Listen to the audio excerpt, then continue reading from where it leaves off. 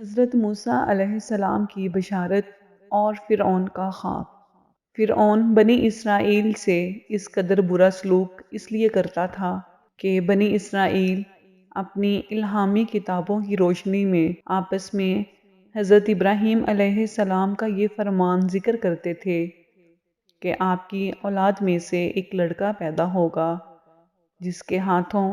مصر کی سلطنت تباہ ہو جائے گی۔ آپ نے یہ بات غالباً اس وقت فرمائی تھی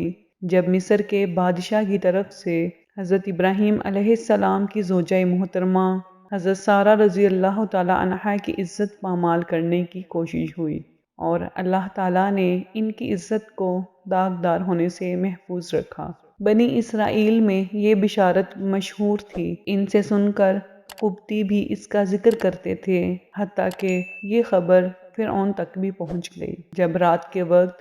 بادشاہ کی محفل جمی ہوتی تھی تو کسی درباری نے اسے یہ بات بھی سنا دی۔ اس نے اس لڑکے کی پیدائش کے خوف سے بنی اسرائیل کے تمام لڑکوں کے قتل کا حکم جاری کر دیا، لیکن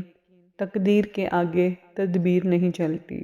امام سدی رحمۃ اللہ علیہ نے کئی صحابہ کرام رضی اللہ تعالیٰ عنہم سے روایت کیا ہے کہ فرعون نے خواب دیکھا کہ بیت المقدس کی طرف سے ایک آگ آئی اور مصر کے تمام قبطیوں کے گھر جلا گئی، لیکن بنی اسرائیل کو کوئی نقصان نہیں پہنچا۔ جب وہ بیدار ہوا تو اس خواب سے خوف زدہ تھا۔ اس نے اپنے کاہنوں، عالموں اور جادوگروں کو جمع کیا اور ان سے اس کی تعبیر پوچھی۔ انہوں نے کہا، یہ لڑکا انہی میں پیدا ہوگا اور اس کے ہاتھوں اہل مصر تباہ ہو جائیں گے، اس لیے اس نے بنی اسرائیل کے لڑکوں کو قتل کرنے کا اور لڑکیوں کو زندہ چھوڑنے کا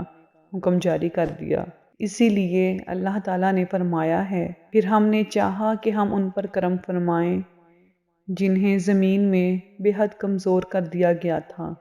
اور وہ بنو اسرائیل تھے، اور ہم ان کو پیشوا اور زمین کا وارث بنائیں، یعنی آخرکار مصر کی حکومت اور سرزمین انہیں مل جائے، اور یہ بھی کہ اور ہم انہیں زمین میں قدرت و اختیار دیں، اور فرعون اور حامان اور ان کے لشکروں کو